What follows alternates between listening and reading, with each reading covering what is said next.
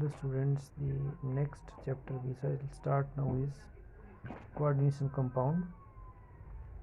So coordination compound क्या होते हैं? Coordination compound are the compound in which central metal atom is surrounded by ions or molecule beyond their normal valency. तो ये जो coordination compound होते हैं इनमें क्या होता है, एक सेंट्रल मेटल एटम या आयन होता है और उसके चारों तरफ से या ऑल द डायरेक्शन में क्या होते हैं, आयन और मॉलिक्यूल प्रेजेंट होते हैं even beyond their normal valency. माना जैसे हम यदि कोई सेंट्रल मेटल आयन कैल्शियम की बात करते हैं तो कैल्शियम की वैलेंसी है 2। तो जब कोऑर्डिनेशन कंपाउंड कैल्शियम बनाएगा तो ये ज़रूरी नहीं है कि उसके सराउंडिंग में सिर्फ 2 ही आयन या मॉलिक्यूल जुड़े हों, बट उसमें 2 या 2 से अधिक एटम, आयन या मॉलिक्यूल जो जुड़े हो सकते हैं। तो ऐसे कंपाउंड जिनमें सेंट्रल मेटल एटम के साथ उनकी नॉर्मल वैलेंसी से ज़्यादा एटम और आयन या मॉलिक्यूल जुड़े हों, ऐसे कंपाउंड को हम बोलते हैं कोऑर्डिनेशन कंपाउंड। अब कुछ कोऑर्डिनेशन कंपाउंड जो हम जिनके बारे में अभी तक पढ़ चुके हैं वो है जैसे हीमोग्लोबिन है। तो हीमोग्लोबिन आपको पता है ब्लड में पाया जाता है। ये एक कोऑर्डिनेशन कंपाउंड है। इसमें सेंट्रल मेटल एटम जो है वो आयरन होता है या it is found in the blood and it is responsible for the blood colour shown by the blood red colour shown by the RBCs. और इसमें जो आयरन होता है वो Fe2 पॉजिटिव स्टेट में पाया जाता है और Fe2 पॉजिटिव के साथ दूसरे मतलब मॉलिक्यूल जो हैं जुड़े होते हैं, इसको सराउंड करते हैं beyond the normal valency. Second है क्लोरोफिल। क्लोरोफिल भी एक कोऑर्डिनेशन कंपाउंड है। इसमें जो सेंट्रल मेटल आयन होता है वो होता है Mg2 पॉजिटिव और Mg2 पॉजिटिव के सराउंडिंग में बहुत सारे आयन्स या मॉलिक्यूल जुड़े हुए होते हैं।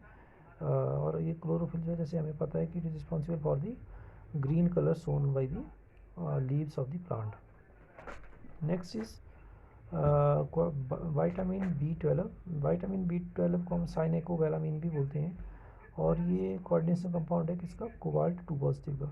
सो कोबाल्ट 2 पॉजिटिव इसमें सेंट्रल मेटल आयन या एटम एक्ट करता है और उसके सराउंडिंग में बहुत सारे एटम या मॉलिक्यूल जो हैं जुड़े होते हैं बियॉन्ड दी नॉर्मल वैलेंसी। अब ये जो कोऑर्डिनेशन कंपाउंड होते हैं they are form by the combination of more than 2 simple stable compound and they retain their identity in the solid as well as in the dissolved state.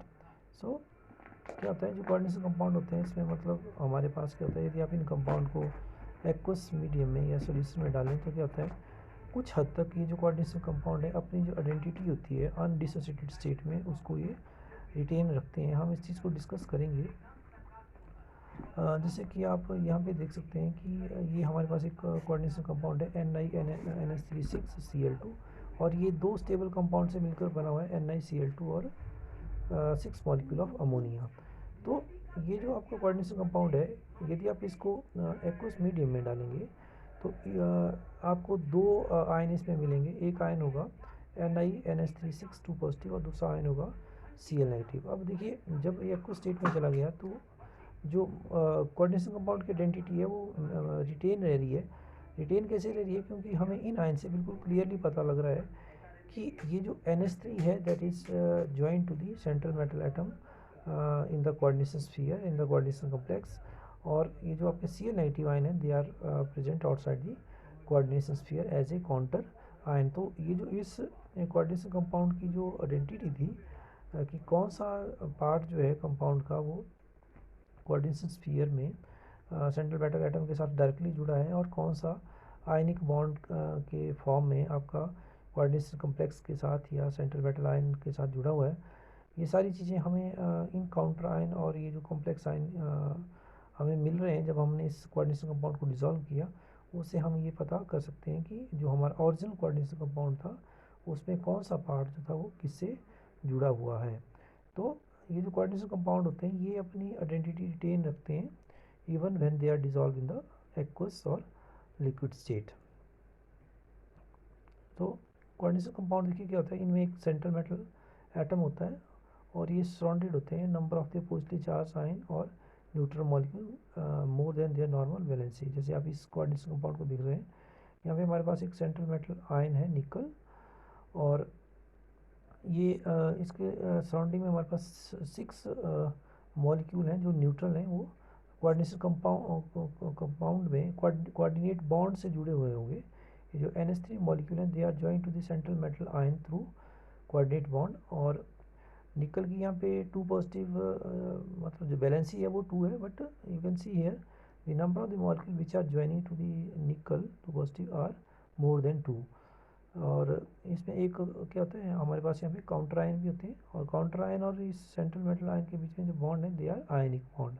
तो यदि हम इसी compound में देखेंगे कौन कौन से टाइप के यदि बॉन्ड प्रेजेंट हैं, तो इसमें हमारे पास निकल और अमोनिया के बीच में कोऑर्डिनेट बॉन्ड प्रेजेंट है। क्लोराइड और निकल के बीच में हमारे पास आयनिक बॉन्ड प्रेजेंट है। और तीसरे टाइप के जो बॉन्ड पॉसिबल है इस कोऑर्डिनेशन कंपाउंड में, वो है नाइट्रोजन और हाइड्रोजन के बीच में। सो नाइट्रोजन और हाइड्रोजन के बीच में सिंपल आपके कोवलेंट बॉन्ड है। सो इस कोऑर्डिनेशन कंपाउंड में हमारे पास 3 टाइप के बॉन्ड पॉसिबल हैं यहाँ पे। एक है कोऑर्डिनेट बॉन्ड, दूसरे हैं कोवलेंट बॉन्ड, और तीसरे हैं आयनिक बॉन्ड। अब देखिए कोऑर्डिनेशन कंपाउंड में क्या होता है, कोऑर्डिनेशन स्फीयर होता है। और कोऑर्डिनेशन स्फीयर जो है इसमें क्या क्या चीज़ें आती हैं, जैसे आप यहाँ पे देख सकते हैं चीज़ें कोऑर्डिनेशन स्फीयर। तो कोऑर्डिनेशन स्फीयर में 2 चीज़ें हैं, एक आती है हमारे पास एक सेंट्रल मेटल आयन या एटम, और उसके साथ ज्वाइंट बहुत सारे हमारे पास क्या होते हैं, मॉलिक्यूल या आयन। अब ये जो मॉलिक्यूल और आयन के साथ जुड़े होते हैं, या तो वो न्यूट्रल हो सकते हैं या वो चार्ज भी हो सकते हैं। तो हम क्या करते हैं, कोऑर्डिनेशन स्फीयर को रिप्रेजेंट करने के लिए एक square bracket central metal atom और जो उसके साथ मॉलिक्यूल कोऑर्डिनेट बॉन्ड से जुड़े होते हैं उनके अराउंड एक स्क्वायर ब्रैकेट लगाते हैं। और इस प्रकार से हम क्या कर सकते हैं, जो कोऑर्डिनेशन स्फीयर है किसी कोऑर्डिनेशन कंपाउंड का, उसको हम एक्सप्लेन या उसको हम एक्सप्रेस या रिप्रेजेंट कर सकते हैं।